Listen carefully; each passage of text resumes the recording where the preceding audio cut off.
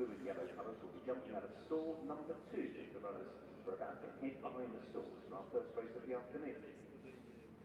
Is an open contest. Miss Mimi has been the subject of strong market support. She's going to be one of the last ones in. So we've got a treat in the commentary box this afternoon, because en route to Ayr for the next couple of days is Richard Hoyles in the commentary box.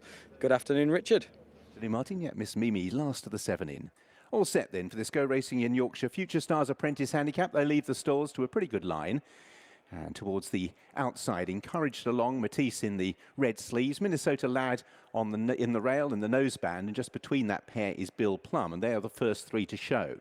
Grabbing hold is Roundhay Park in the cheek pieces. Early pace not frantic, Cargan Bui towards the outside, Profiteer, and Miss Mimi is held up towards the back of the pack as they make their way through the first quarter mile.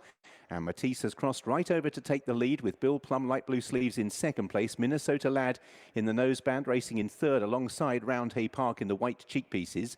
Yellow and red of Profiteer, Miss Mimi in the light blue, and Cargan Bui is the back marker as they passed halfway and preparing to turn into the straight. Matisse out on the front end, has the advantage and kicks on by a couple of lengths. In second is Bill Plum. Minnesota Lad, Roundhay Park. Miss Mimi just looking for a little bit of gap on the running rail, trying to weave through horses. Cargan Bui and Profiteer moving towards the outside. Matisse has the advantage. Miss Mimi improves swiftly, however, out of the chasing pack to pursue the leader. Then Roundhay Park and Profiteer, and Miss Mimi's picked up well for Aidan Brooks here. Leads by a couple of lengths. Profiteer staying on down the centre, along with Roundhay Park to try and press Matisse. But Miss Mimi, well backed and will win the opener well. Miss Mimi won it close for second. Roundhay Park and Matisse. Profiteer was fourth. Minnesota Lad next.